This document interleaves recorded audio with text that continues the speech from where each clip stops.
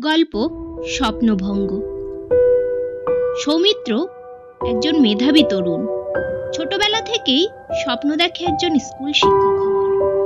তার বাবা মা গ্রামের সাধারণ মানুষ। ছেলেকে শিক্ষক হিসাবে দেখতে চেয়েছিল। অনেক পরিশ্রম করে কঠোর অধ্যবসায়ের মাধ্যমে সে টেট পরীক্ষায় বসে, ভালো রেজাল্টও করে। কিন্তু চাকরি প্রক্রিয়ার নানা অনিয়ম, দুর্নীতি আর প্রতারণার ফাঁদে পড়ে তার স্বপ্ন ধীরে ধীরে ভেঙে যেতে থাকে। সে দেখে তার চেয়ে কম যোগ্য লোকেরা টাকার বিনিময়ে চাকরি পাচ্ছে, আর সে বছরের পর বছর অপেক্ষা করেও কোনো সুযোগ পাচ্ছে না। একদিন সে জানতে পারে তার বন্ধু চাকরির নিশ্চয়তা আছে, কারণ সে ঘুষ দিতে সক্ষম হয়েছে। হতাশ ও ক্ষুব্ধ সৌমিত্র প্রতিবাদ করার সিদ্ধান্ত নেয়। সোশ্যাল মিডিয়ায় সে তার অভিজ্ঞতা শেয়ার করে, সংবাদ মাধ্যমে অভিযোগ জানায়, কিন্তু সিস্টেম তাকে থামানোর জন্য হুমকি দিতে থাকে। শেষ পর্যন্ত সৌমিত্র কি করবে?